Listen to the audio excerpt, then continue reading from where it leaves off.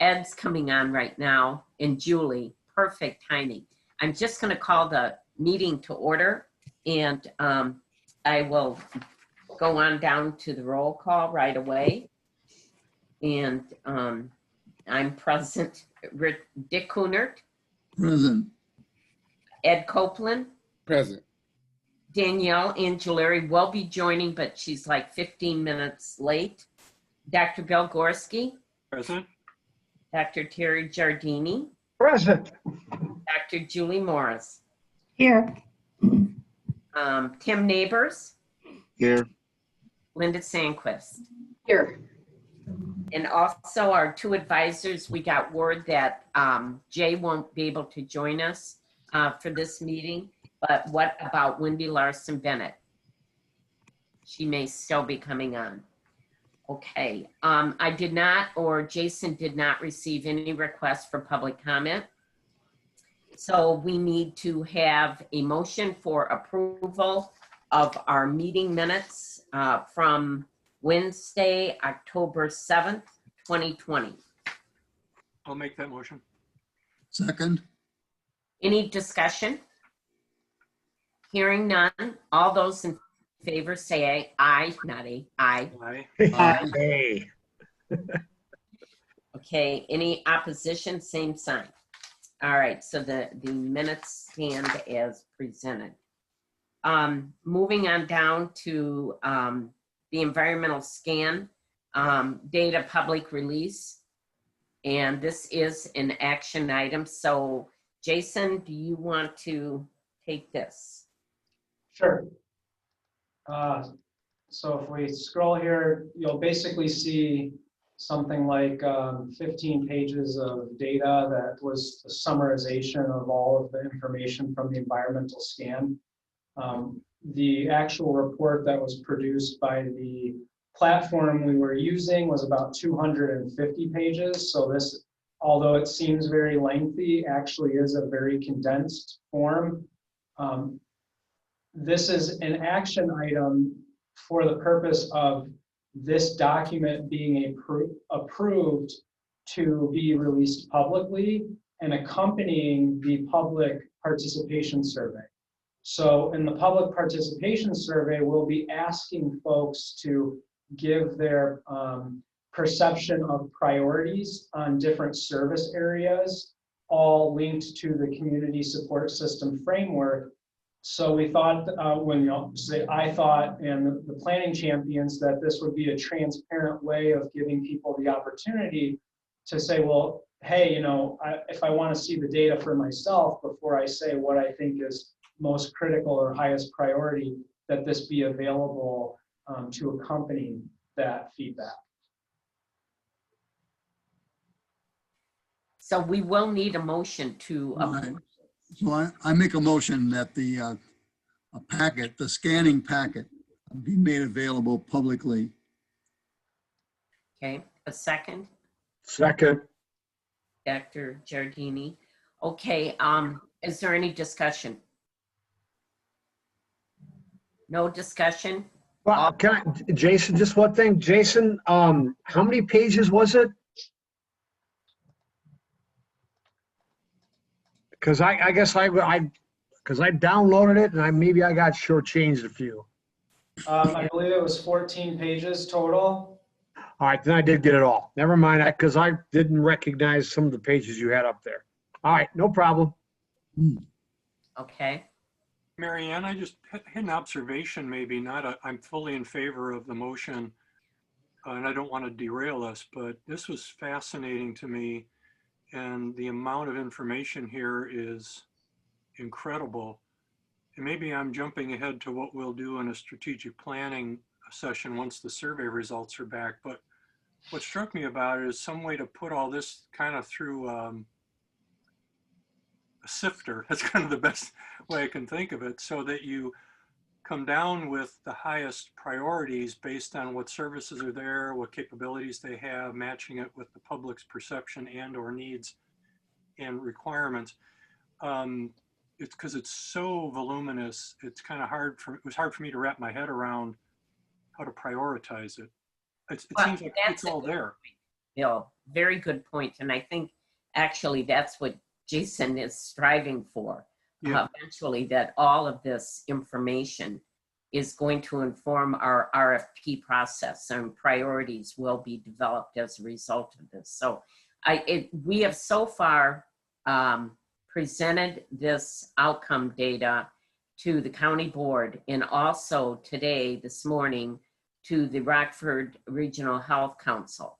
And the feedback is really so positive. It's kind of information that really, I don't think any healthcare, behavioral healthcare organization or any healthy study in our community has ever refined, the questions down to knowing payers and environments. And it's just such valuable information. And I'm so proud of it, I have to say. And I want to credit Dick at this point because he was the mastermind behind most of this. So I think it's just invaluable for our community to have this kind of info.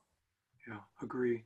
Dr. Gorski, if I could just add a little bit of context to that as well. When we originally started the planning process, the idea was the environmental scan data would help us develop some strategic issues, and then the public would be engaged to rank or prioritize some of those strategic issues.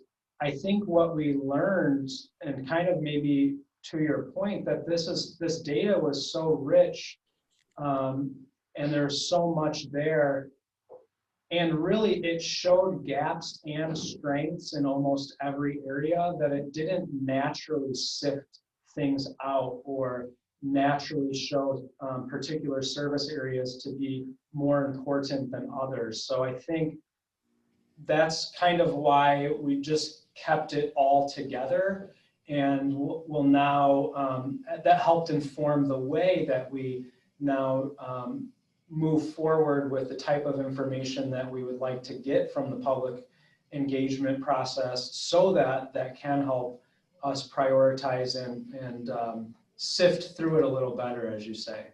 Yeah, and I think, frankly, Jason, you said it better than I did, because I understand that that's what we're about, is the prioritization. When I looked at how rich and deep this data is, it seems like that will be the challenge, is to work through it, plus the public's responses, match it together through some sort of a disciplined process and say, here's the top 4 or 5 needs and the gaps in those areas. It's as people always say, it's a great problem to have. I always love that statement because it still means it's a problem, but it's a great problem to have so much data. But it'll be our challenge to figure out how to, I'll just say, sift it again and come up with the priorities. And another point I want to make, Jason and I have had many conversations about this, and we can't really possibly in this RFP funding cycle fund every priority that we're going to really want to fund. But it doesn't mean that the priorities in for the next year can't include some of them that we were not able to. We don't want to lose sight of what we've gathered here, because I think it's really kind of a map for the future as well as the present. I mean, these needs aren't going to go away. They're going to get greater, if anything else. So great point. Okay, so I need we have a motion. We have a second to approve the environmental scan data for public release. All those in favor say aye. Aye. Any opposed, same sign. Okay, we have approved our data scan, or our environmental scan data. Moving on now to the public participation survey. So Jason, you're... I put this in a PDF format because what I learned from doing the environmental scan surveys, I sent everyone the link, and then you actually had to physically complete the survey to see it. So it's not as pretty as it will maybe look in the electronic version when people are filling it out, but you'll see all of the content here, and hopefully you had a chance to review it ahead of time. But it's somewhat simple because it's repetitive in nature, and it's repeating some of the same questions throughout. So I'll briefly go over just kind of what the format looks like. The idea is to not only help us prioritize, but to help us understand various perspectives in our community and what the priorities are for different perspectives. So that's kind of the way that this survey starts out, is asking which perspective are you representing as you fill this out, and then really instructing to please fill out the survey from that perspective. So we have 5 different perspectives here. One is the administrator of an agency providing services. These are many of the folks who filled out the environmental scan survey. These were, the CEOs and executive directors of agencies, generally speaking. We're also asking that those folks who will receive this share this with the direct service staff in their organizations who work day to day with people who have mental illness or substance abuse disorders. That's a different perspective. Thirdly, we will share through social media, and again, ask some of our partners to share, that we get the perspective of individuals living with mental illness and substance abuse disorders, family members of those who have mental illness or substance abuse disorder, and then that 5th perspective, which is none of the above, will give us a public perspective of kind of the general voter who does not otherwise represent one of these other perspectives. So we'll have 5 pretty unique perspectives, but each of which are very important to informing the system of care. Of course, we will want to know also who is actually in Winnebago County and who is not, particularly for those general public and even those who are using the services. And then this kind of then follows the format of the environmental scan. It's going into each of those areas from the community support system framework. It's giving a short, brief definition, and it's asking for this particular area, how important is this? Is it not important? Is it important? Or is it, a priority, and going all the way to high priority on a 5-point Likert scale? We then ask in a way that is easy to click through, what are your top 3 service improvements that you'd like to see for this area? With a couple write-in options, so we're not limiting that. And then this is an optional space for someone to provide context. And then it goes right into the next one. So although it is lengthy in the number of questions it's asking, because there's so many service areas, it will not take it's not anticipated to take as long of a time to fill out as the environmental scan survey did. This one is estimated to be 10 to 15 minutes. So let me just click through and show you on the back end the demographic information that we're collecting. So on the back end, we have gender identity, age, ethnicity, educational attainment level, marital status, employment status, language, and zip code. And that will help us ensure 2 things. Again, will inform when we're looking at perspectives, we can sort data by different demographic characteristics. And the other thing is, even as we're getting responses, we can be actively looking at who's responding, and we can adjust our public engagement strategies if needed to make sure we're getting better representation of the community.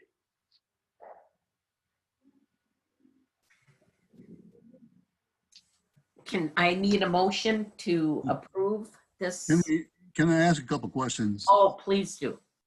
Jason, first of all, on the 5 categories we're filling out the survey, the 5th one, do I want to be none of the above, or can I be a concerned county resident? I mean, can we put something different into that 5th category that it just changes it from being a none? so, no pun intended, Terry. Okay, so, yeah, that's one. The second thing was in, yes, you the answers are standardized, but because they are standardized, but you have different different nuances to different parts of the 11 services that go on. It seems to me it's going to invite, if somebody is serious about taking the survey, you're going to get a lot of written material, optional material, and it seems to me that if you know, in other words, when we did the scan, we changed some of the points under the scan when things that seemed appropriate for treatment didn't seem the same when you put them in for you know, peer support, for example, or you know, because again of different, or housing. I mean, you know, housing, you know, took some different sort of aspects to it than just simply the straight clinical kind of pieces. So I'm looking, when I was going through the survey, it seemed to me like, okay, can we you know, make a few changes that might allow people to just simply give you a check mark rather than feeling that they have to fill something in at the bottom to fit their issue with the question.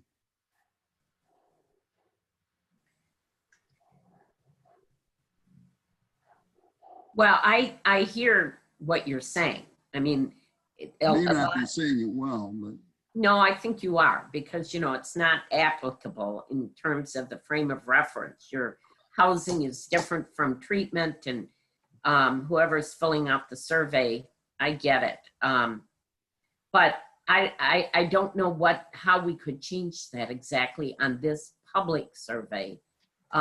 Jason, do you have any idea as to how we can?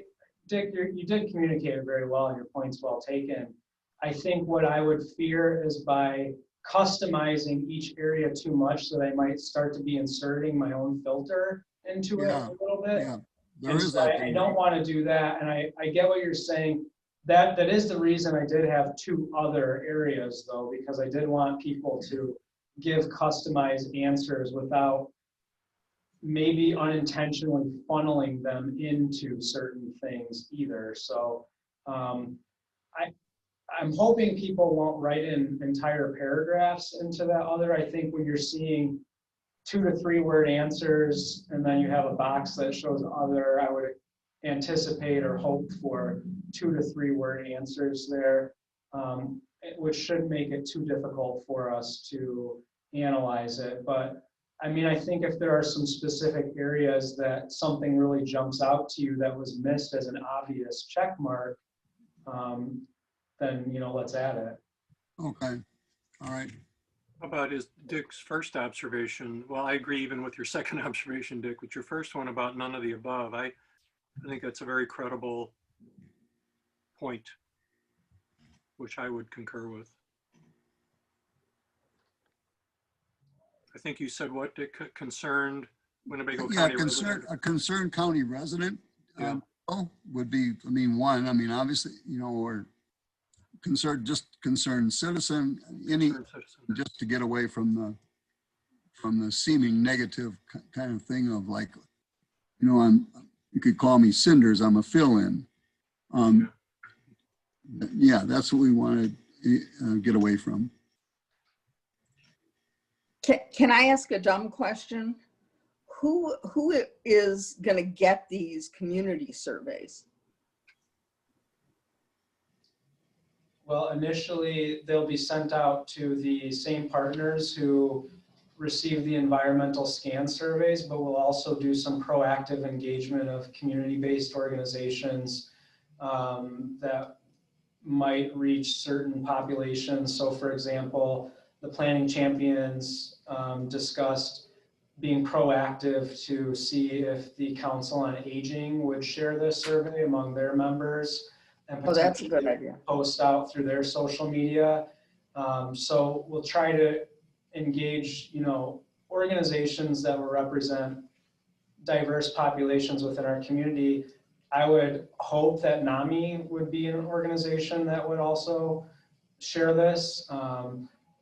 Many of the organizations with whom some of you are affiliated with or work for may be interested in sharing it on social media, and I think we'd welcome that.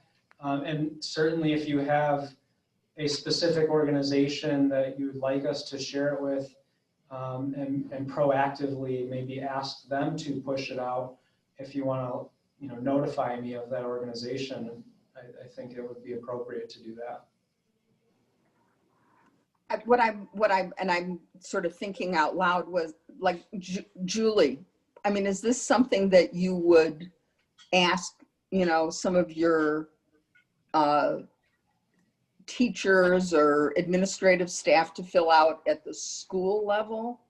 Because some of these things, I keep thinking about who's feeding organizations clients. And, when you talk about like social rehab and recovery, what are the barriers between the service provider and the people that are interacting with the client on a regular basis? I don't know, just. Yeah, I would say that it would be maybe all of the above. I don't know if depending on who the target is, it might just be something we put on our social media or our website for anybody to fill out. If it's a person in the community, we did the environmental scan, so we can also have the people who work on that complete as well. And did some of the smaller school districts, the satellite districts, also get the scan? I don't know. Who else would have? Jason? I have to double check the list. We did send it out to school districts. I don't think we received a lot of response from school districts though, unfortunately. It might be a good thing, or through, God, the name has fallen out of my head. Some of the juvenile service providers, but I maybe having to reach out to school districts. I just think of that as another feeder organization that are involved with, for example, client identification. Yeah. Yeah. I think all of that. And, certainly we definitely will send this out to the agencies in the health systems that filled out the scan initially, because I think what we really want to know from them, what position they play in this, and from their perspective. I mean, what do they think now, looking at the data, which they would be able to do? They can help us decide priorities. I think that's right. Thing. And when we get that back, these public surveys, I mean, we're going to separate them between administrator, clinician, whatever. So we will know we have all these different perspectives. And I think that's another really helpful tool right there, rather than just putting them all together. Any other? I have a comment.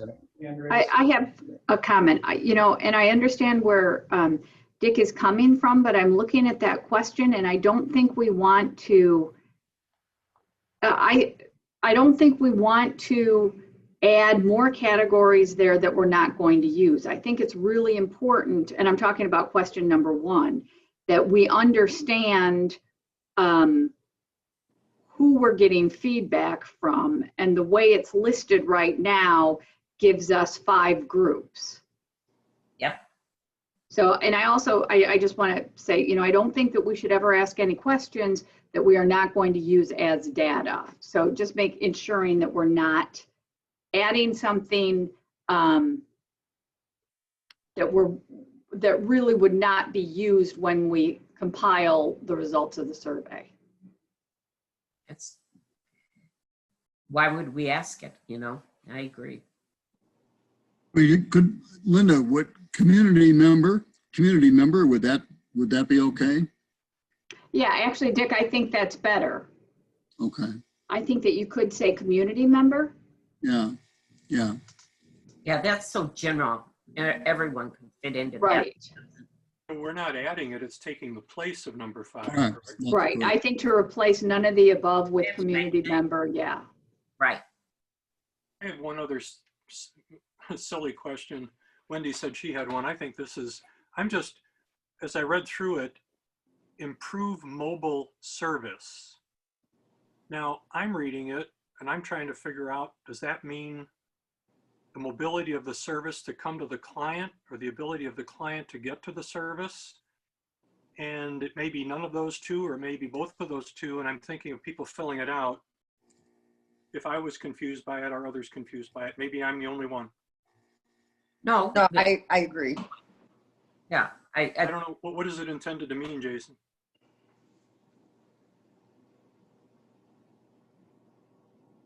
Jason, He's muted. yeah. Sorry, I was trying to unmute. Yeah. We struggle a little bit between accessibility in my area and improved mobile services, if those were two distinct things from one another. Accessibility in my area could mean providers located closer to where I live, whereas mobile services could be taken to mean not necessarily having a physical location there, but having more outreach that reaches where I am. For the homeless or transient population in particular, mobile services might mean something very different than services where I live or accessibility in my area. So I agree with you on the language. We toyed with that one, how to clearly state that in a way that would be understandable to people. But the idea is mobile services would be, it's not necessarily a physical location, but it's something that can come to me where I am, even if that place that I am is changing. I wonder if we need maybe two sets of questions, one about accessibility in my area and the other about mobility. Because one of the things that I came across when I was working on the referendum was up in the Durand area, extreme northwest corner of the county. They feel very disconnected from everything in Rockford. They go to Freeport or they go to Monroe, Wisconsin.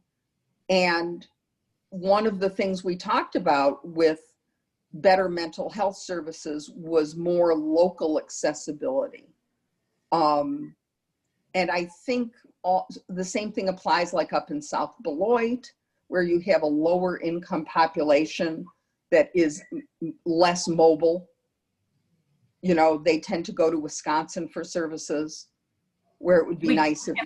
Question, so we have accessibility in my area and then more mobile service or improved mobile services. So Right. we have category. Okay. I think what he was getting at, if I'm interpreting correctly, is that you just think that, what does that mean to a community person if that happens to be someone that's not, Right. at all familiar with the idea of having a service come to your home? Or Somebody might say, gee, is there a bus route that's close to me, and this may be also a bad idea, but occasionally I've seen this, possibly at the very beginning, one of the preamble slides could be a one sentence definition, and you could say, in each of the following categories, you'll be selecting from however many options there are. There are 1, 2, 3, 4, 5, like Yes. one sentence definition of what each one means. It seems a little overkill because waiting times and providers, and some of them seem so obvious, but yeah, I mean, it would, I don't know, it might make it more complicated than it needs to be. I've seen that in some survey vehicles. No, I like that, Bill. Well, or I'm wondering if we could just say improvement in services that come to me, because Bill, it's interesting that you mentioned that, because when I read improved mobile service, I thought cell phone. Hmm. Huh. Oh, That's what I thought. But Jason, I'm wondering, if that's supposed to be services that come to me, can we say that? Yeah, we could frame it that way. The other question I might ask is are mobile services, part of accessibility in my area? And maybe that's more of a tactical way of creating better accessibility, and that it doesn't need to be, it's a separate. I think checkbox that at all. confuses it. I think it confuses it. I think if Yeah. you talk about having improved services delivered in where I am or whatever, that would be clarifying enough for somebody to get it. What Yeah. if we just Well, you could simply say- what if we had a parenthetical just comment of saying services to clients? I like how Linda said it, services that come to me. That's good. And you could say It makes local, it simple. you could say local accessibility as opposed to accessibility in my area, because I'm Yeah, not sure really Right. what area means. But local accessibility, that would be my local, where I live, in my region. And if I'm in South Beloit, I'm going to say, well, that kind of stinks because there isn't any. Right. Exactly. I might say could say something different. improved ability to access service. Where was I thinking- am. You'd like to see improved ability to access service. I mean, I think we're all wordsmithing now, but I think we're all Yeah. trying to get at the same thing. Poor Jason, Yeah, poor Well, Jason. isn't accessibility in my area, that it's accessible in my local area? Right. I think We that, could say accessibility in my local area, whereas the mobile services, Linda said it perfectly, that services that come to services that come to me. Those are two very distinct things in my mind, and it would be much more clear than what it says here. right. Makes sense to me. Each one other than accessibility has a modifier: less, more, improve, and better. That's the only reason I thought about improve accessibility. It just adds the Well, same I agree with modifier. that, Bill. Now that you point that out, I think approve. Well, that's the question is Accessibility. asking, what improvements would you like to see? Yeah. So you would want to see improvements in the accessibility in my local area. I would assume. That's what the question is asking. Mhm. So select 3 of them. I think we've given Jason enough input, and he's smart enough to decipher, because we have miles to go before we sleep. Yeah, but can I tell you that it is Thank good you, Ed. I we agree. don't have all of us together to decide on a survey because we never finish it. I don't. Yeah, this is like a joke. I mean, how many mental health board members does it take to put together a survey or something like that? There's a joke in there somewhere. I'm just not swift enough to come up with it. I agree. Okay. I appreciate all the feedback, and I think I can capture the essence of that with the language you suggested. Perfect. Okay. And so I'll need a motion with the edits that Jason will be making. So do we have a motion to approve the public participation survey? I'll make that motion. Okay. Julie. Second. Second, Okay, thank you, Dick. Any other discussion? Hearing none. All those in favor say aye. Aye. aye. Any opposition? Same sign. Okay, we can move on now. And actually, Ed, this I'm going to involve you and Bill and Jason in the November 2021 purchases, and we need this as an action item. So Jason, do you kind of want to give context to this? And Sure, yes, and we did, after the original agenda was sent out, modify that to be more specific about the purchases on the agenda, and that was resent out to the public as well. So it's the specific agenda item is grant making platform purchase first, And the platforms that we received quotes for include SurveyMonkey Apply. That was a $7,000 annual cost. And then there was a comparable program called Foundant, which is really $4,100 is the comparative part of it. But then there's a $2,000 one-time training onboarding cost. So the ongoing cost of that is $4,100, but this first expense for this year, this fiscal year, would be $6,100. These services are relatively comparable in terms of number of applications, number of people that can, number of responses that it will accept. The Foundant platform is used by other mental health boards in the state of Illinois and comes highly recommended by them. Having that institutional knowledge within that company that they've kind of gone through this process before, I think adds a lot of value. It is also a company that is used by our local community foundation, and they've had good success with it and speak highly of the company. I have not known of anyone specifically that uses SurveyMonkey Apply other than, I believe, some United Way foundations may use that. Is that correct, Linda? We actually used it for a while and I didn't like it. Okay. Okay. So there's some context. So, getting to the point, Foundant is both cheaper and comes with better recommendation.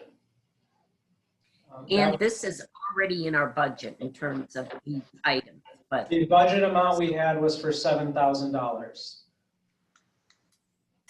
And it is annual, right, Jason? But only the 4,100 is the annual expense, correct? The 4,100 is the annual part. There is an option to add on a copy your application service, which is a $1,000 add-on that would allow organizations who apply for grants in future years to copy their application. Just for context, McHenry County uses that. And we took that out of the quote for this year because it would put us over budget and it's not needed in the first year. So there would be the option to add that on in the future, which would make it 5,100. And they have a kind of contractual agreement that they will not in any year raise their fees more than 10%. So we would have some level of comfort and understanding that they're not going to be able to now come back next year with a $10,000 quote and we're kind of stuck using this platform because we have everything built in it. Mary Ann, would you like a motion to get? I would like a motion. I would like to make a motion that we engage with the Foundant company as per Jason's description. Okay, and do I have a second? Second. Second, okay.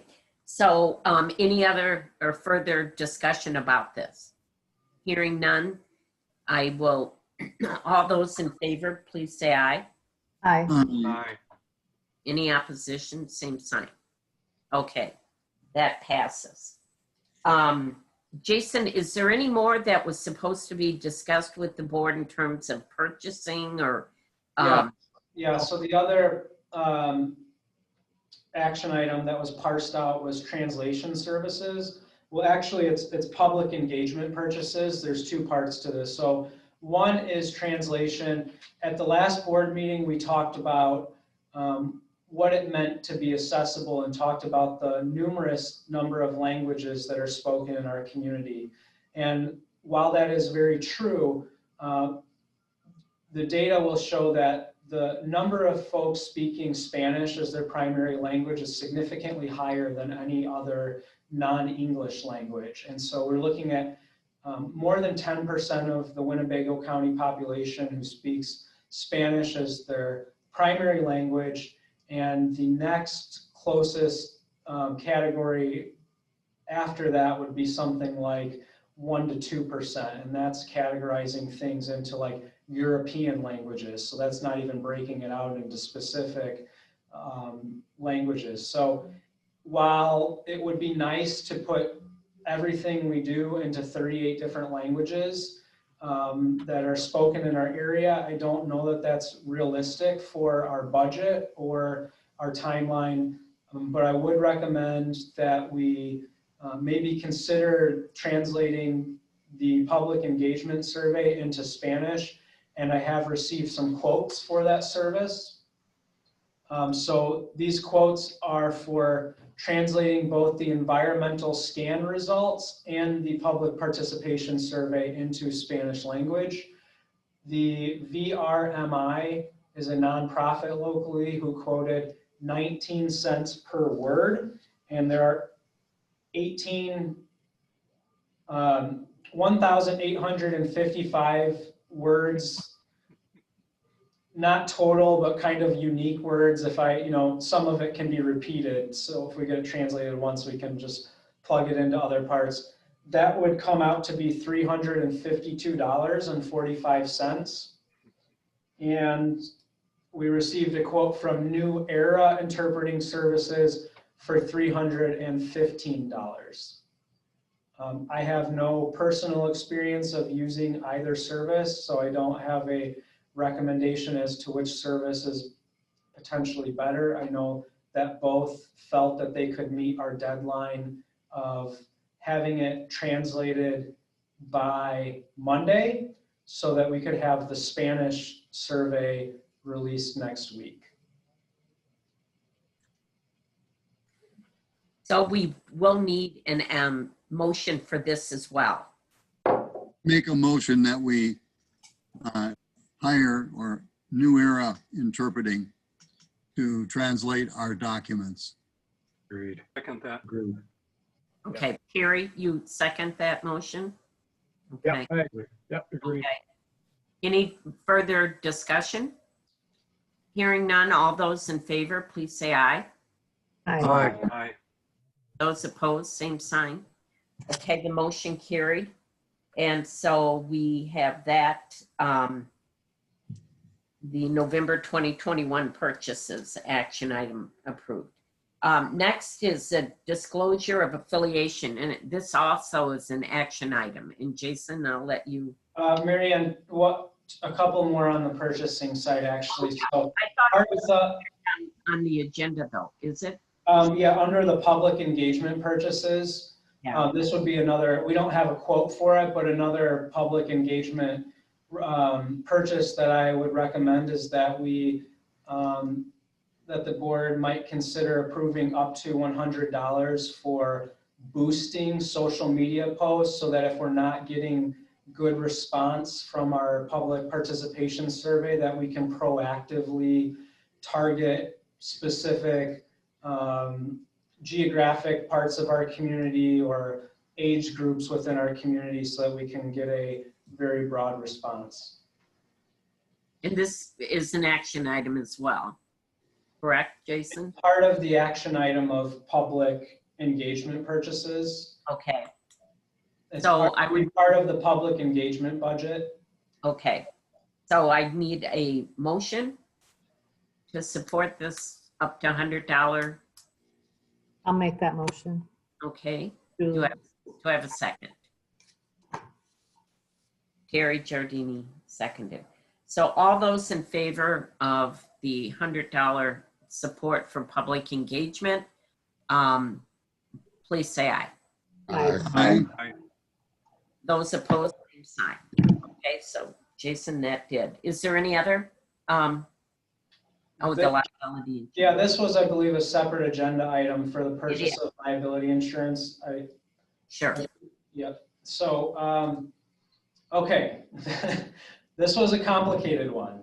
Sure. We reached out to 4 different brokers.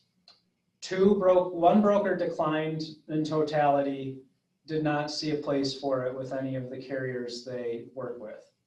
Another broker came back with suggesting that the lowest policy they might find is something in the range of $50,000. So we did not pursue that particular broker to go any further because that's so far outside of the budget, it made no sense to pursue.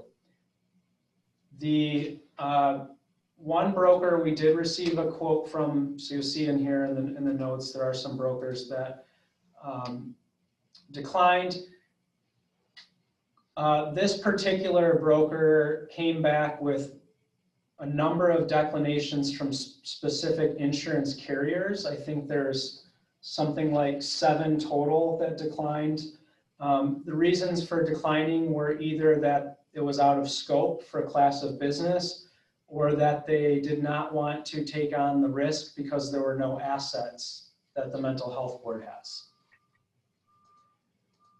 We did receive, however, one quote for general liability from Markle, and that is in the amount of $2,014, including the broker's fee. We received a quote from CRC Group for directors and officers insurance, which is $9,000.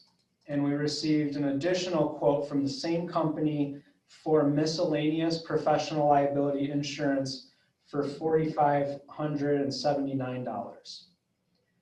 The total of all 3 of those would be $15,593, which is in excess of what the board has budgeted for insurance.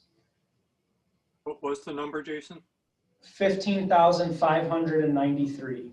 No, the budget. 15,000. Oh. Could you remind me, I'm sorry to ask something that I know is, I think has been asked and answered, but why is it we can't fall under the county umbrella here? I think what they told us is that we would have to, if any case was brought forward, we would have to cover $250,000 of that initial. They would not cover it for us. So they recommended we not be covered under their policy at the county. We're a different kind of group that they're used than what they're accustomed to doing. But this is way out of whack with, for example, what Carrie Lynn, directors and officers. They don't deal with the kind of authorization of funding that we do. Fund, that's true. I assume it's the size of our budget It that is. increases the risk. I wonder, is the implication there that the county is self-insured up to $250,000, and after that they have an umbrella over that? I'm not sure. Yeah, that's what it is. Is it? I'm Yeah. wondering if we just need $250,000 worth of coverage Right. in order to then assure the board, the county board, that we can cover that, and that we would then fall under their policy. I don't know. I'd be inclined to want, maybe Dave, I think Dave Kerlinkus is on the call, maybe he could chime in, but I think that would be a reasonable thing to pursue. We cover the first $250,000. Actually, all I know from this presentation to the board or to the insurance company, they really were not, they kind of persuaded the board not to include us in their policy. So, I mean, not that we couldn't go back and request what you're requesting right now, but I think that you would know more, Tim, about the county response. Do you remember exactly what they had to say about it? I don't remember at all. Okay. If I could chime in for a second. Oh, Go ahead. please do. The way that you're explaining the policy, the county policy, isn't exactly how it works. The county is self-insured up to $250,000, and then their policy kicks, the liability policy kicks in. So if you were to insure for $250,000, you would still have to still have to be covered by the county policy. The county isn't going to cover you. Okay, the county policy, the county insurance carrier would have to pick up anything after 250, and I'm sure that would have to be negotiated with the insurance carrier. So are you saying that this is a possibility, Dave? No, I don't have any idea how they would view that at all, because it would have to be evaluated for coverage by the insurance company itself, which is Travelers. Yeah. And we've become painfully aware of some of the limitations that the liability policy has in it. So I don't know whether they would cover your officers and directors liability under that particular policy. That would have to be run by both the county board and the insurance carrier. And there would be a cost to us for that policy. Well, it'd be a cost to somebody for the policy. Whether that type of coverage would result in a higher premium for the county, I have no idea of knowing. But the way that it works, if you take the mental health board out of it for a second, if the county incurs liability or lawsuit or judgment or something like that, you're responsible for the first $250,000. Only then does the insurance carrier start picking up any of that, assuming it's a covered liability. I'm sure that they would assess that risk based on the size of the budget as it compares to I wouldn't think that's a materially large part of the county's budget, but then they would look at what the other potential risks are. So what you're saying is there could be an additional premium expense the county would have to pay Travelers even above the $250 for that coverage, but we wouldn't know that until we had them evaluated, it sounds like. That's correct. But right now, I would say that we would still have to go with our own insurance, because right now the county may leave Travelers at any time right now. So it'd be best to get our own. My concern is that we have, been functioning 6 months. And I think Jason, you do have one other part of this insurance that we may not need to purchase at this time that would lower our overall premium, and it would fit within the budget. Is this correct? Well, if you did not accept the general liability, the directors and officers and professional liability are not dependent on you accepting the general liability.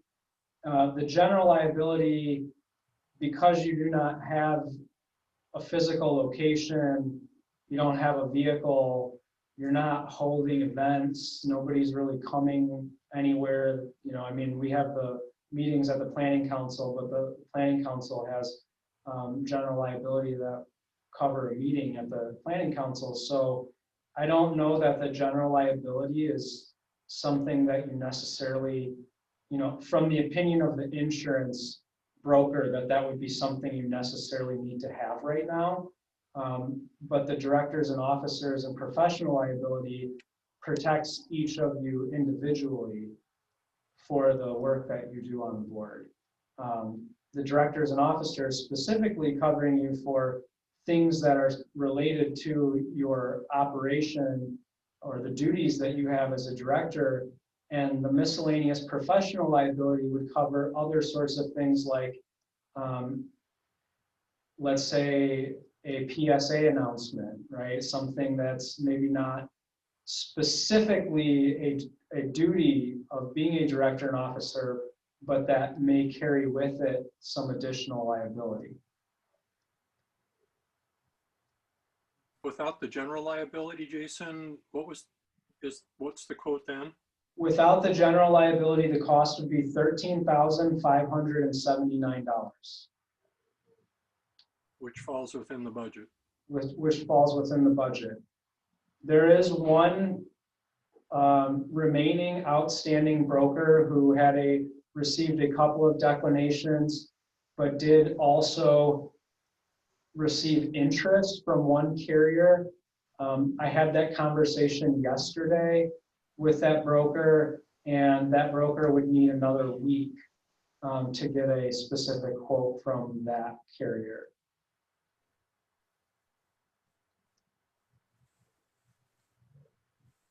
And I have no indication of whether, any idea that it would be cheaper than this or not.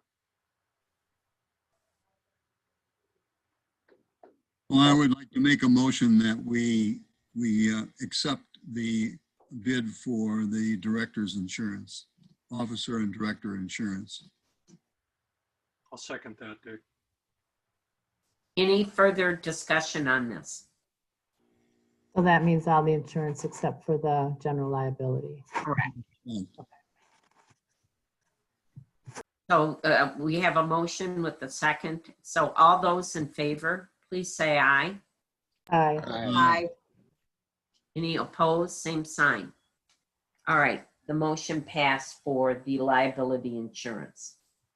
I'm going to back up, Jason, for a minute on the agenda. We had the disclosure of affiliations. Okay, I apologize. I think your agenda is in a different order than mine. That's quite all right. Okay, go ahead. No, go right ahead. That's, do you want to speak about that? Well, I'll just say that I think the bylaws mention some, I guess, some particularities about affiliations with other boards or other organizations, whether it be as a board member or an employee, and the implications for what we fund. And I think my read of it was that essentially the way it is written seemed to me, and of course you guys can probably provide more context having been part of those discussions, that if any member of the mental health board were also a member of another board or an employee of an organization, that organization would not be eligible for funding from the mental health board.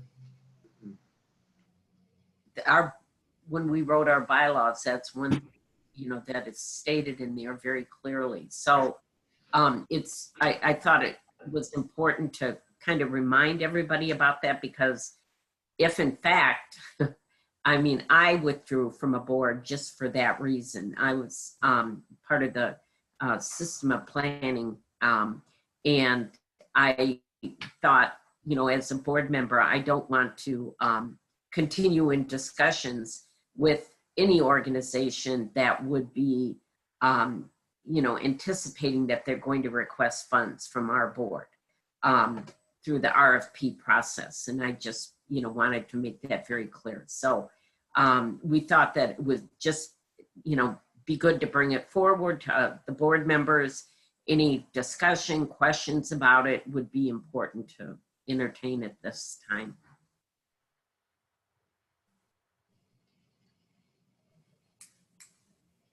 So Jason, when do you want us to like submit in the next week to you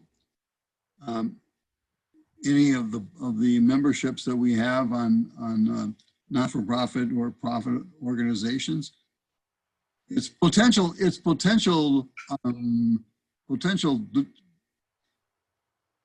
organizations that might apply for funds from the mental health board. Is that correct? That's where we want clarity that we have no conflicts. Correct. Okay. I think, anything in advance of the December board meeting would probably be fine. Once we get to January, we're really looking at having a notice of funding opportunity approved and released at that point. So, it's not like it doesn't have to be maybe this week necessarily, but probably before the December meeting. I did find a form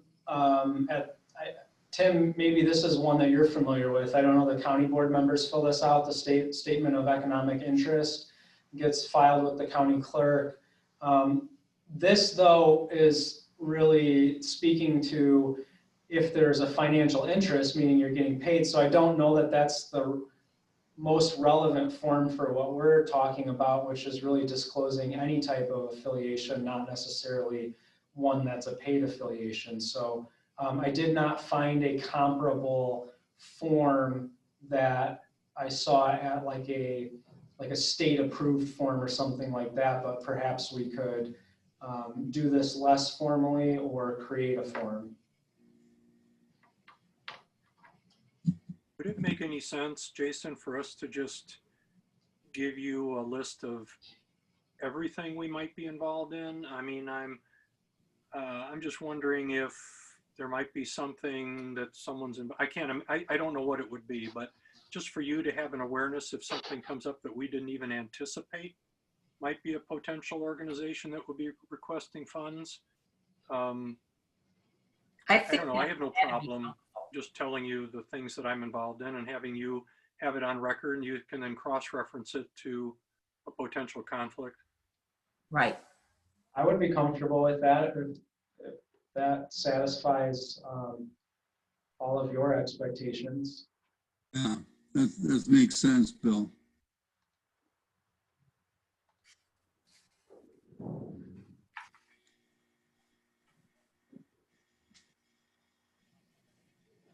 I think we're just trying to make our personal position clear so that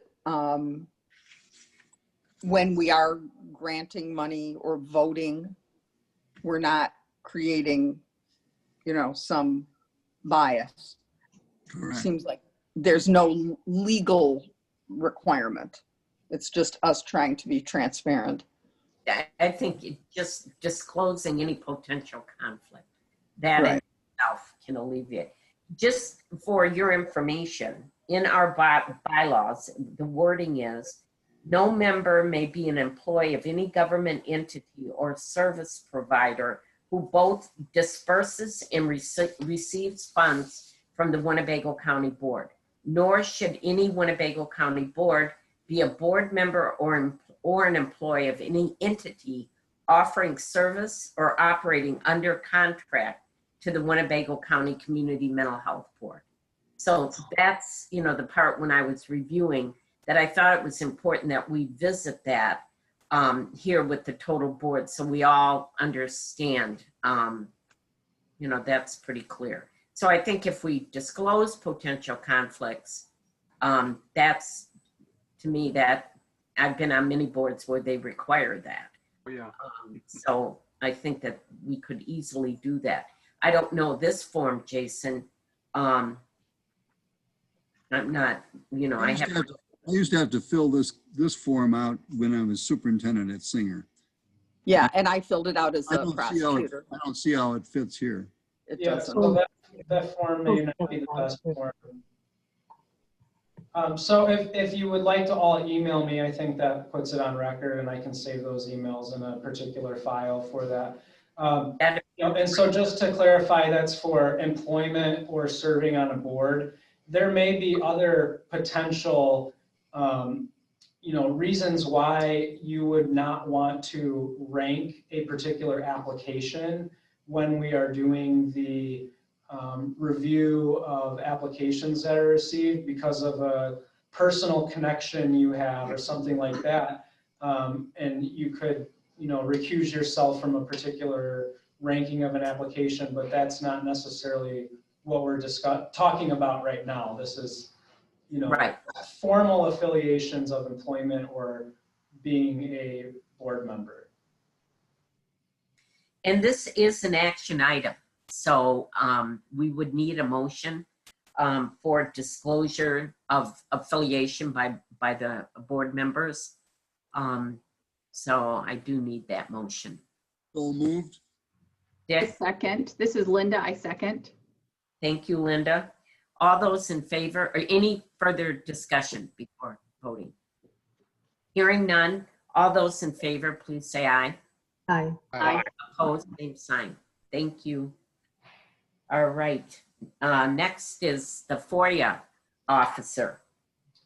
I know Yeah. we're signing up today for that job. Okay.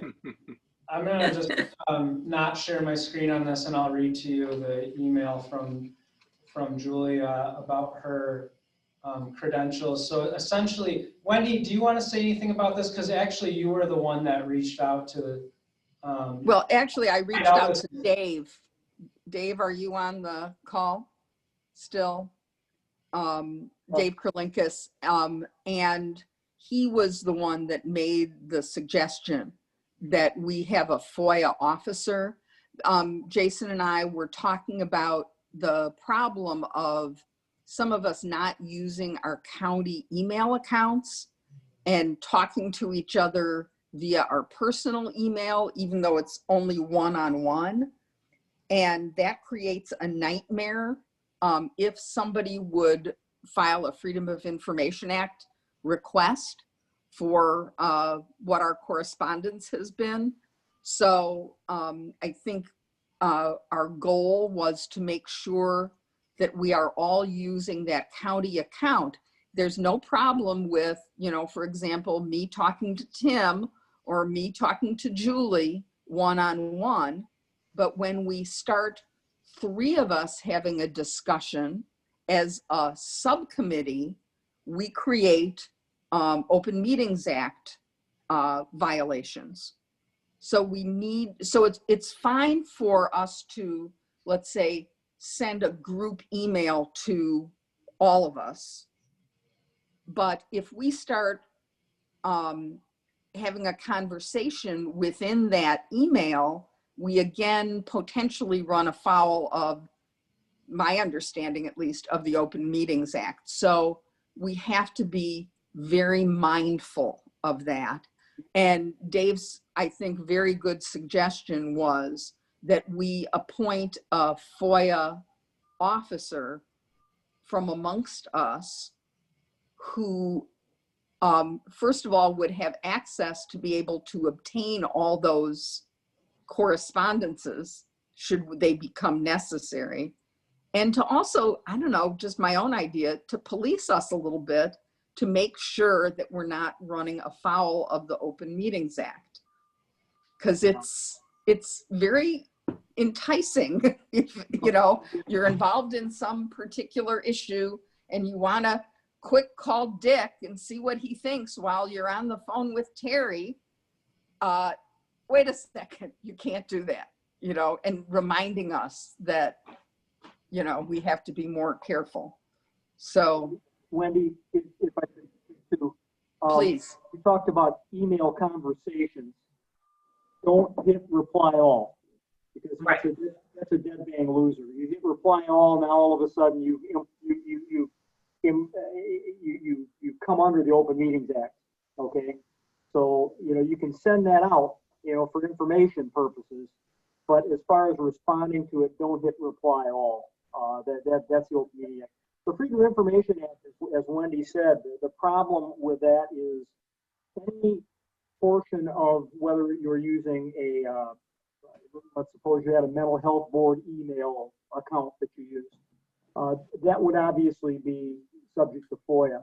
But there have been rulings that indicate that if you use a private email account or a text message regarding business of the government entity, in this case the mental health board, that can also be subject to FOIA. Just that portion of it. I mean, I can't take your whole personal email and go there, but the portion of it that has to do with the government entity is subject to FOIA. So again, something to be aware of. Thank you for that. So Jason, we do have an applicant for this, correct? Yeah, so 2 points to what was just mentioned. One is that I don't think that all of you are getting your emails through your Winnebago County mental health email address, or it doesn't seem that you did, because I sent out one asking for you to reply to that if you were getting it, because I wanted to see who's getting it and who's not. And I did not get very many replies, so you may want to double check that. And You can call the county help desk, the IT help desk, to have them, and they've helped Marianne. I know they've helped others in the board to get that set up for you so that you are getting that. And once you're getting that, let me know. And if you would like me to not send anything to your personal email, then I will not do that, because I'll know you're getting it through your mental health email address. In terms of the FOIA officer, Julia Halstead from the Planning Council is a trained FOIA officer. She's been trained annually for the last 12 years and has been the agency-wide FOIA officer for the last 4 years, both with, when she was at Winnebago County, she was the agency-wide FOIA officer there, and now with the Regional Planning Council. And she has offered her service to be your FOIA officer if you so choose, if you would like to have that, and that would fall under our service agreement. Dave, is that kosher, or does it have to be a board member? Yeah, I would recommend that you have a board member.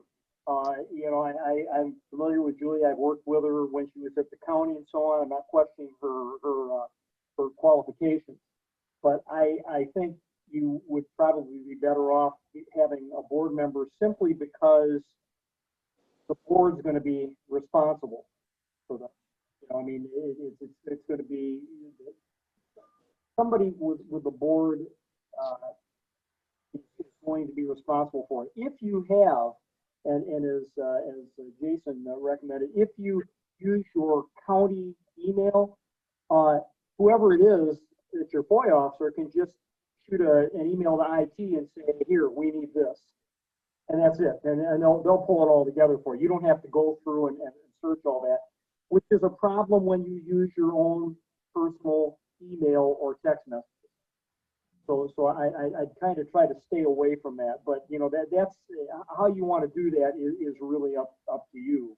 But I think it's generally, if you have somebody who's either you know, employee of the mental health board or a mental health board member designee, that would be the way to do it. The other thing I wanted to mention before we get off this, because I'll forget otherwise, and that is, generally speaking, and this has to do, I'd have to look under the Open Meetings Act to see whether it's applicable to an appointed board, but you should take the Attorney General's Open Meeting Act training. We did. We did. Yeah. You already did that? Okay, perfect. That's good. And then only the designated FOIA officer has to take the FOIA training on the same website. And that has to be done annually. So, Open Meeting Act training, one time you're done. just for clarification, you said it would be better if there were a board member, but if none of the board members want to step up and assume that responsibility, we have a great candidate that's trained in whatever, and I have a feeling, unless I'm wrong about this with the board, but I really don't know who on the board would want to step up and do that. Linda. I have a concern about Julia, and I don't know her and I've never worked with her, but I have a concern because she worked for the county board office, and the politics that swirled around that. I think that I'm not sure that we want to take that on. She no longer works for the county board. Right. She works for Region 1 planning, Linda. She works for Region 1 now. No, but she worked for the county board. Correct, yeah. She did work for the county board when there was, and I'm not saying, please don't interpret this as saying anything bad about Julia. What I am saying is that we all know that there was a cloud of whatever you want to call it around there. And I personally think that we should avoid that at all costs. Do you want to be our 4-year officer? No. Well, no, actually, Marianne, if you would like me if I can be sent some information on it and look into it, I would be happy to do that, because I knew as soon as I raised my hand that was going to happen. I know we are all trying so hard to stay absolutely above board. And again, please don't interpret any of this as anything negative about Julia, because I don't know her. but that we did, you know, it's politics. I get it's politics. Any other thoughts on this from board members? Because this is an important person, and I mean, I'm all for an expert, but I don't, you know, I wouldn't make that decision. Harry's raising his hand. Can I say something? Oh, sure, Terry. And Linda, I think what you brought up is very well presented. And Wendy, I'm going to throw it to you. I mean, you're the one with the Juris Doctorate. Let me throw that on you. I mean, would you want to do it? Well, I don't know if I would qualify because technically Well, Ed is laughing. He's got a JD too. oh, Ed, I didn't know you had one. I apologize. I take it back. Either one of you two then, all right? It was recommending a board member, so it would be more up to Ed, but Ed's our treasurer. Okay. Yeah. All right. So Oh, Tim's raising his hand. What I'll about say I you? rescind what he said. if Linda doesn't want to do it, I'll do it. It doesn't seem to be that hard. All it is just when you get a request, you answer the request. You gather the emails and answer the request. So it's not that difficult. I think that's an excellent idea. It's not always just emails either. It's any kind of documents that we have. So Jason would have a lot of those documents as well. Mhm. And Mhm. frankly, So you're offering to do it, Tim, huh? It's no problem. I think Linda was offering first, but if Tim, I said if Linda doesn't want to. Linda was considering reading about it. No, I think that is a great role for Tim, frankly. So Well, and I was going to and suggest remember- they thumb wrestle it out, but if you There all you go. come to consensus, that's fine. Unanimous affirmation, unanimous. right, right. And remember, when requests come in, you can always call the state's attorney's office for guidance. And I assume, Jason, that you can also fall back on Julia to answer questions. Absolutely. So can I make a motion that we ask Tim Neighbors to be our FOIA officer? Second, Any other discussion? All those in favor, please say aye. Aye. I was just going to say, Mary Ann, the idea that just came up, you know, if we have a designated board member, but we do have an expert who can advise that board member. I don't know if that gets at Linda's point. Is that enough of an ownership by the board? I mean, if Tim needed to help and need to reach out to this Julia person, I don't see that necessarily as a conflicted situation if he needed expertise. So.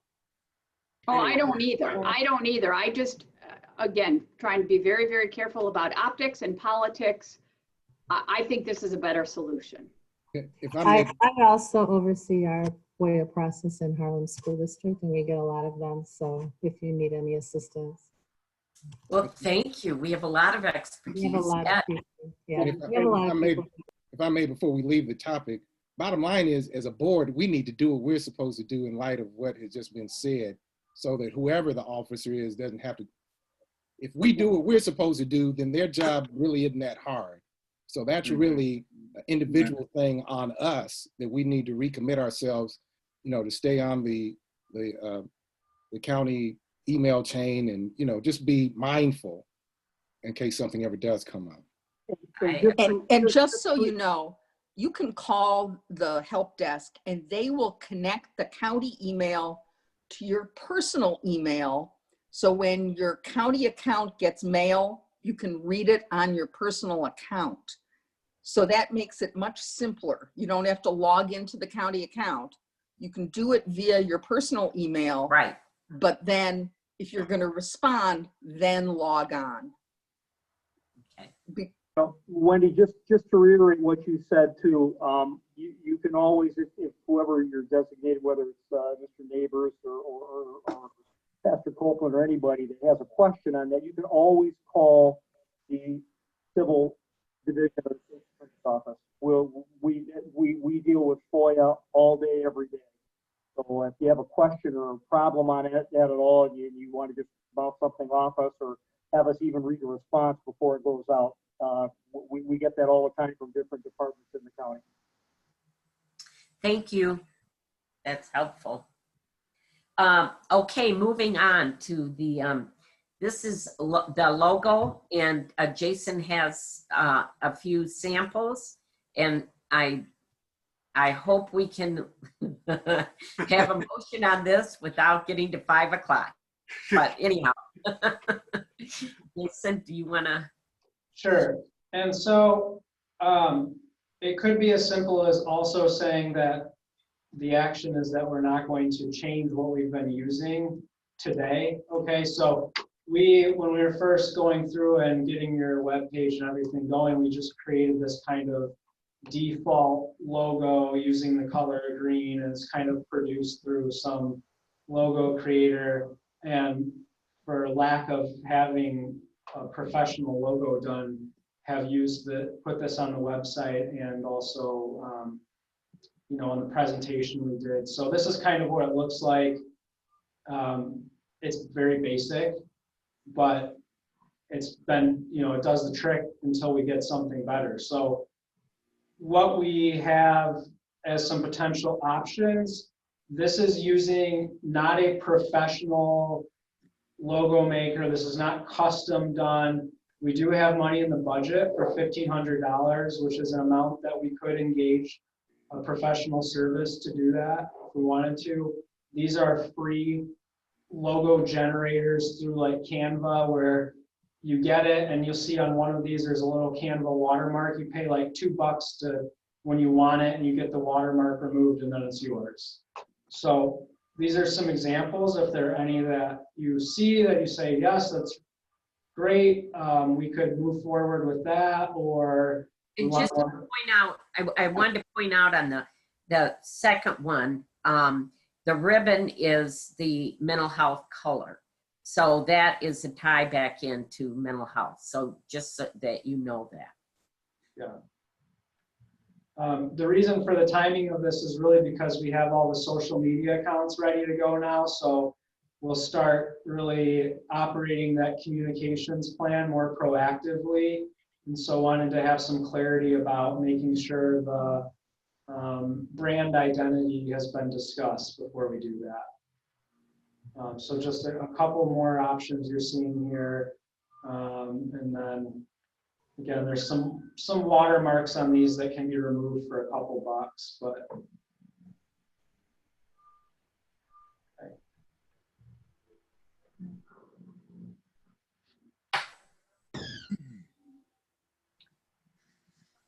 That's it. Those are the last two we created for examples or options. So we do have an action item on this particular agenda item. So I don't know if we feel comfortable reaching consensus on one of these logos or not, but I'm open to hearing all opinions and discussion. I like the green ribbon one, or this green one. Yeah, This last either. page. I think both are necessary. Simple. I was just going to ask the same question, Julie. Do we anticipate, I didn't know the green ribbon was mental health. If we anticipate using that for additional pushing out into the community a recognition of mental health issues, just like breast cancer does, right. And, you know, then it would be nice to link that back to a logo, because I was not aware of that. Yes. Yeah, I like the green ribbon too. Makes sense.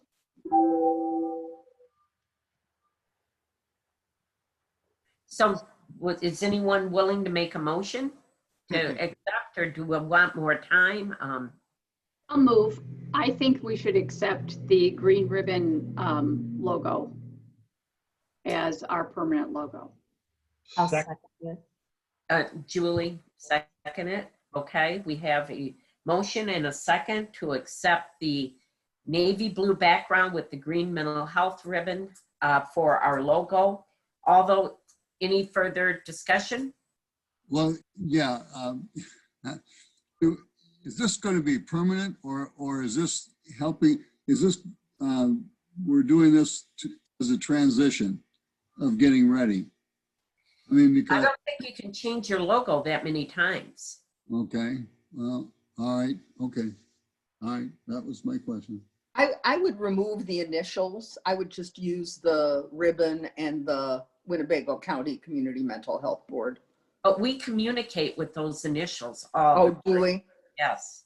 Well, what Okay. we would do, let me just clarify, if this logo were the one that you want, what we would do is we'd create multiple versions of it. So you'd have a vertical, a horizontal, you'd have the full version, you might have a condensed Right. version, you'd have a version that's Good. just the green ribbon, you know, so you could Yeah. use it in different ways for different formats. But I, Right. actually, you're I like, basically approving this as your general framework. yeah. Yeah. I like that. And I was going to suggest, Jason, that maybe the initials are moved down Yeah. and Winnebago County Mental Health, Community Right. Mental Health Board is moved up. But so if would give us several choices to choose from, Yeah. I'm going to amend my motion so that it says that we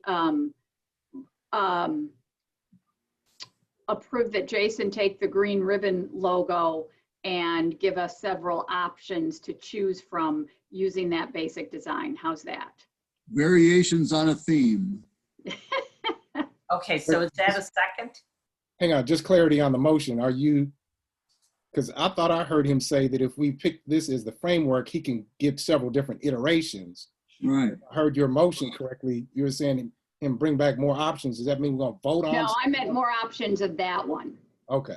Okay, I meant, right, iterations of that particular one with the green ribbon, that, and the initials, the name, and the blue background, okay? Second. Okay, any other discussion? Hearing none, all those in favor, please say aye. Aye. Aye. Opposed, same sign. We have chosen at least a logo. That didn't take very long either. I have to say, I am just amazed and thrilled that we actually picked the logo today. I thought that would be multiple conversations. I've never had a group agree so quickly on all. We're like, very decisive. And Jason, I just want to say, I'd like a hoodie that has that on it, please. That's I a always great get idea. curtains like that. Can I get some curtains like There you that? go. Are those part of public engagement? Yeah. Sure. Absolutely. How about hats and mugs? Cups and mugs, Okay. pens. No, that's part of our fund development. We need. Yeah. Yes. There you go. Bill, I love that. I love that. Moving on, our strategic plan outline. This is only a discussion, no action item today. I think it's worth noting we got through 9 action items and we're at an hour and a half, so it's pretty incredible. Thank you for everyone preparing ahead of time. So the strategic plan, you know, Dr. Gorski, you started to allude to it already. How do we take all this data, compile it, and have some mechanism for really analyzing it in a way that we come out with these strategic goals, priority focus areas, objectives, and intended outcomes. So this is kind of just a rough outline. I'm putting it out there today for discussion because I think when we come back to the December meeting, we want to have this pretty well, you know, I'd like to really be having somewhat of a draft of a plan in December and really have that final approval of it in January. So starting with an outline today, you know, the components of introduction being what, you know, a little bit of information about the mental health board, what are mental health boards, you know, maybe providing that context for people that don't know, how the local formation of this mental health board happened, what was the history of that. I think introducing the board members and advisors to the community is important in a formal setting, and you know, it's a place for people to start to get to know who you all are and your expertise and why you're on this board. Certainly discussion about the half-cent sales tax, and then I think transitioning into talking about this planning process and why we are making a plan, why we have a planning document. Then really looking at the research. So the specific research that's been done by the Winnebago County Community Mental Health Board is the environmental scan, and then this community prioritization survey that we're releasing shortly here. And then really looking at what is that other community data that's available. And I tried to create some type of methodology around this to determine what what other type of data should be considered? And I think first and foremost, it has to be data that shows Winnebago County, all of Winnebago County, not just a subset, I think is a good threshold to of what to include. And then also data that's specific to mental health or substance abuse. So using that general framework, what I found, and from the last 5 years, I think, to have some recency and relevancy. So using that criteria, and we can adjust that if needed, but what also exists in our community is the Winnebago County Resident Survey that the Mental Health Advisory Board conducted in 2016, which gauged residents' perspectives on access and availability of services. The Healthy Community Study of 2017, which had a strong behavioral health component. The Youth Mental Health Systems of Care study that was presented to the county board. And something to note on that and the Healthy Community Studies, that both of those reports include not only all of Winnebago County, but also Boone County. So it is something to consider, and maybe if we choose to use those in this plan, to reference that so it's clearly stated. And then also, and lastly, the Healthy Community Study of 2020, which has been, I believe, kind of had a soft publish. So it's available, I believe, now on the Rockford Regional Health Council's website. So we can have more discussion about that. Then the idea would be to do some type of analysis of all of that data, whether it's a SWOT or something else. I think SWOT's pretty commonly used and can be shown graphically. So sometimes I can make the visualization of a lot of information easier to digest. A summary of how we're getting from analysis to formation of strategic goals, and then the actual strategic goals of show our priority areas and the objectives and outcomes that we're intending to, improve, what service areas we'd like to see improved. It's excellent. And Great, it great. really gives us a framework for how not only we're going to work, but how we keep our community engaged. And I know you started to address this with like PSAs, but what about some of the local talk shows, getting board members, front and center out on TV and radio, talking about some of this stuff so they know that their tax dollars are actively being used to improve things or moving towards improving things. Just an idea, but I think it's important because otherwise people don't trust what government does,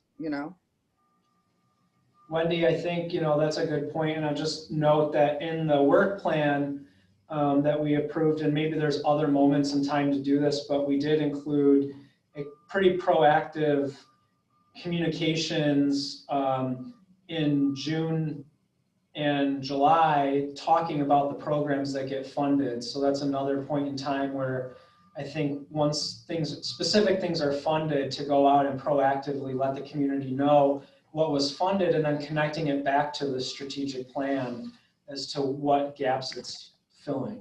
But I'm wondering about even now, because it seems to me with this environmental scan, you've completed a big chunk of work that is going to go into the next phase. I don't know if anybody else has an opinion about that, but I think it's something worth talking about sooner rather than waiting till spring or summer. I have just one other suggestion.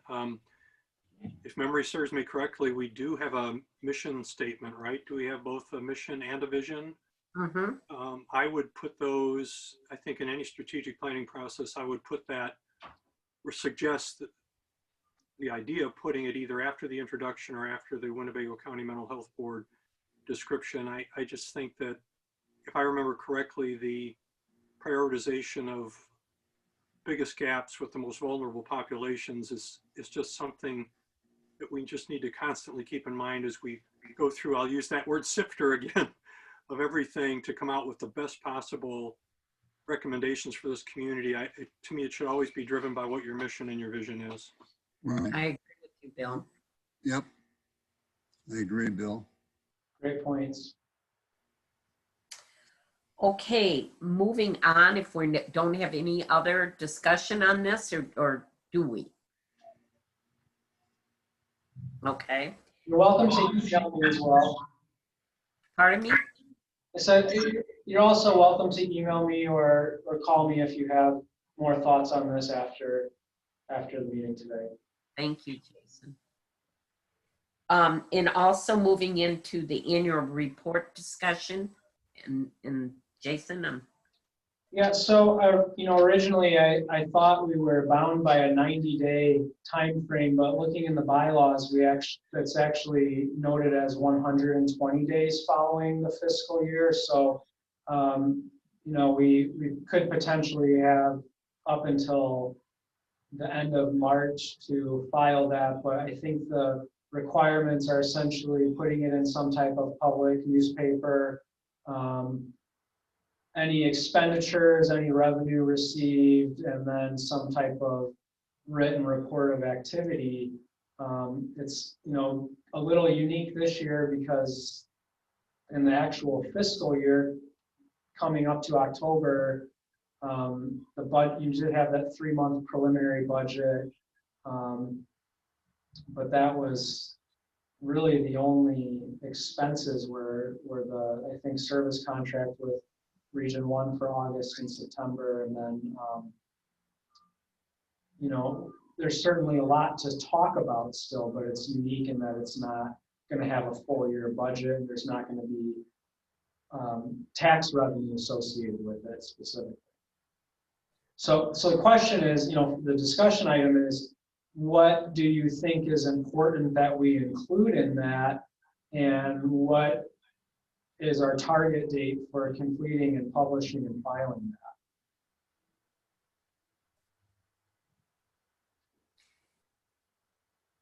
well, given, to me, the results of our funding would be, I don't know, would you include the programs that we fund in an annual report?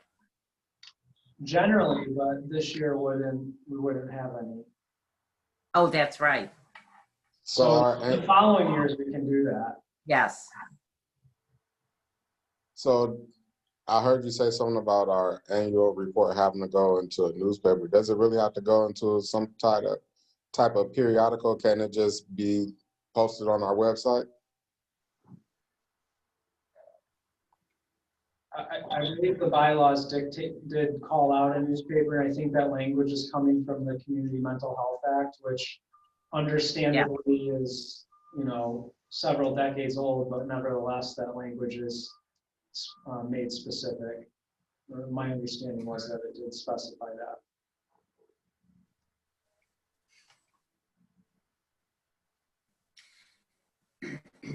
Do you think this is something that we should give thought to and then email you? Or does anyone have some ideas today that you would like to share? Mary Ann, I guess where I would be is that you think about an annual report, and that is speaking like what Bill was talking about before, and that is action related to our mission and vision. And so we're not ready for that yet. I would see us around January when we have done the prioritization and we have something to say to the community about the fact that we've done a study of the community needs and we're now ready to do our work, meaning accept requests for proposals to put together an array of services to address those who are mentally ill and or addicted. But it just seems to me it would be just a waste of time and just sort of bureaucratic just to put out a report that says we've had monthly meetings and Well, we've done a lot of work. we had a So I fun think in the process. Yeah. if our bylaws require that, I mean, aren't we kind of locked into doing it? So Yeah. I mean, that's what I was gonna say. Number one, the only reason it's an issue is because it's in our bylaws. Right. So we got to follow our own bylaws. But then number two, I think the annual report is not just, we shouldn't just look at it as a obligation or requirement, but it's an opportunity to rally the community, to explain what we're doing, to, you know, sort of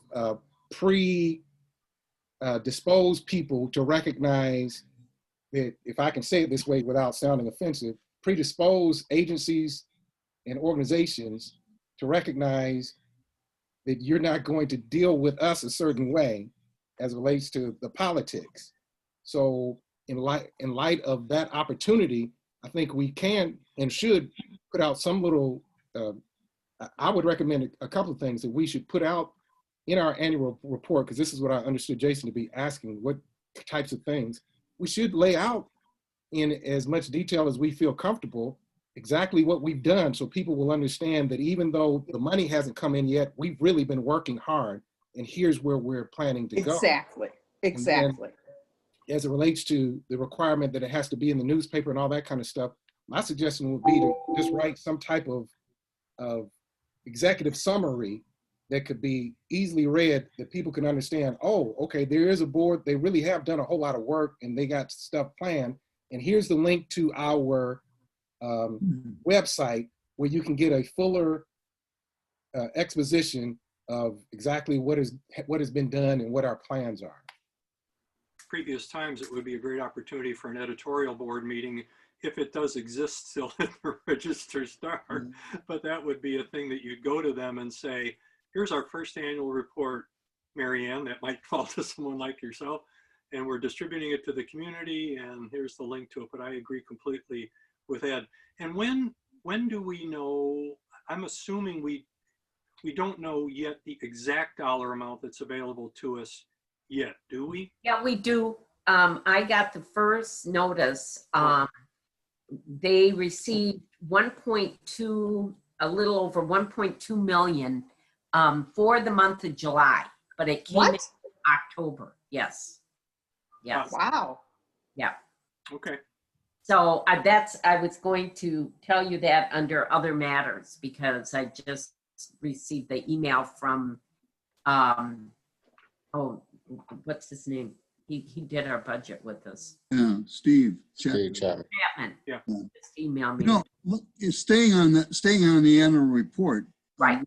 What Ed just laid out actually is the PowerPoint that we did for the county board and did this morning. That is all the bones, you know, Right. that they're there. You know, I mean, all you would be writing around that. That's already done.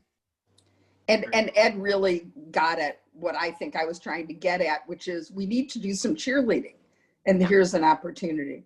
Well, that's what I agree with that. And I think today I talked to Dick about our presentation, and I said, Dick, do you think, you know, we got enough said? Because it was only 10 minutes they allowed us on their agenda. That's not a lot of time to, and Jason presented our data, and he did a super job. But don't you, Dick, you commented that you thought that really it illustrated how much work we've done, and you know, what we've moved forward, and how much technical involvement, you know, in the scan, and what, you know, now we're getting the outcomes. So I think that, you know, they really enjoyed hearing it.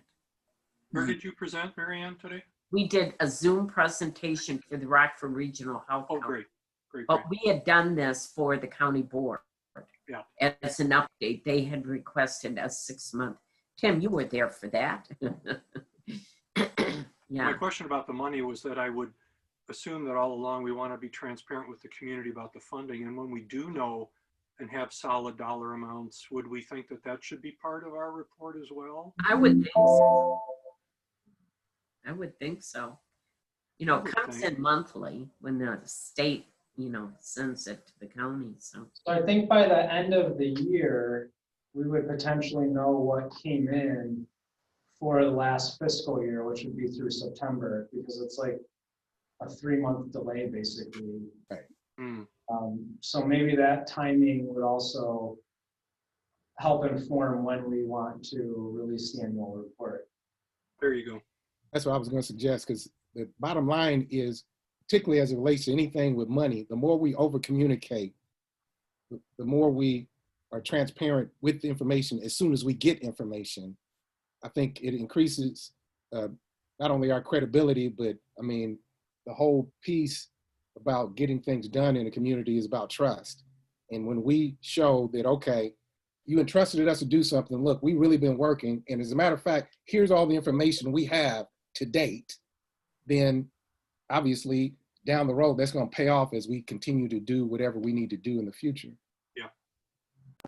So, it might be as simple as, starting out, Jason, with a press release to all the media outlets saying we got our first dollop of last year's money, and here's an outline of what we've done with it so far, But so anyway, so I guess it's really up to Jason to be creative with how much press or how much media we get involved with, but that goes back to that report being a wonderful opportunity.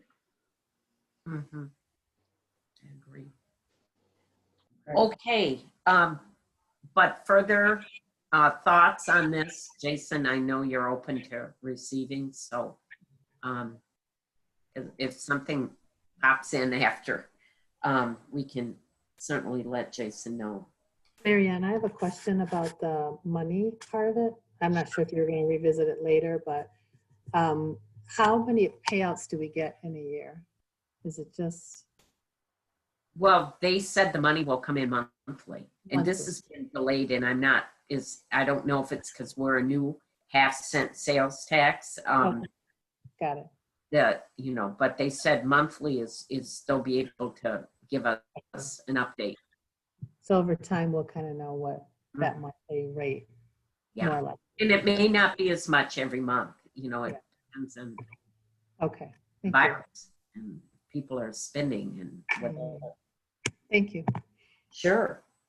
Our final discussion item is the purchasing policy. And I know that Ed and Bill and Jason have all been in discussion about this, if I'm correct.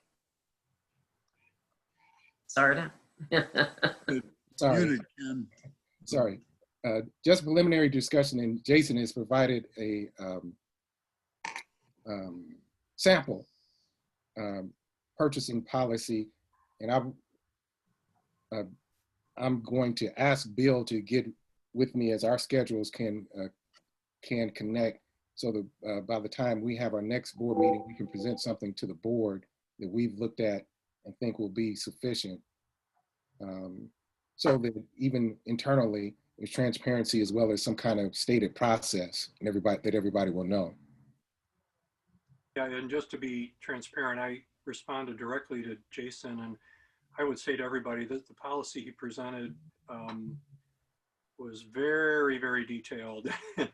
And as I went through it, I thought, I do not have necessarily the expertise. And I, said to Jason, I would appreciate his feedback since he knows us as well as he knows us, his expertise on sort of filtering through that to see if the template he provided us is applicable, or do we need to create our own or look elsewhere? Yeah, so I presented the purchasing policy for the planning council, which is inclusive of the other committees that the committees for whom the planning council is a fiscal agent, but that may be more detailed than it needs to be for the mental health board. So I will follow up with the Association of Mental Health Authorities of Illinois, and they've noted that anytime we have a request, to see what other mental health authorities and mental health boards are using that they will, send that out within their network. So I will make that request as well, and maybe we'll get something that's a little more condensed, that's specific for mental health boards that we could look at. Sounds great. Yeah. Could you Thank- maybe send us a copy of what what you are looking at that R1 uses, just so we have some framework? Sure. Okay. The bottom line, Madam President, we hope that by the next time we meet, we will have something that we'll have talked through and we'll be able to sort of share with the board before the meeting so that we can have something to talk about at the meeting. Thank you so much. Appreciate your work. Okay, and there are other matters. I have nothing under other matters. Jason, did you or anyone else? I just feel compelled. Can I say something, Marianne? Yes. I've been thinking through this whole meeting. I respect and admire everyone on this board so much. But I just have to ask, can any of us imagine doing this without all the work Jason has No. put in? No, I mean, I am just astonished No. by the volume, and not only the volume is one thing, but the quality of his work it's just, to me, hard to even wrap my arms around. He is such an incredible resource, and I want to recognize him. This meeting in itself is a great example of that, but we've noticed it from day one. So Jason, thank you. I second that emotion. Thank you. I'm glad it seems that way to all of you. No, it is true. I just couldn't you're a imagine. treasure, man. Oh, I I mean, take a lot of mess and I put a little bow on it before the board meeting. it can work miracles, that's for It's sure. working. Yeah. Okay, so if nothing Go for it, else, Jeremy. yes? Second, any Second. second? All those in favor, say aye. Aye. Aye. Aye. Opposed, same sign. Okay, well, thank you all so much. And it's been a great meeting, Jason, so thank you. Thanks, everybody. Okay, Thank take you. care. Bye. Bye. Julie, I don't envy all the decisions you have to make these days.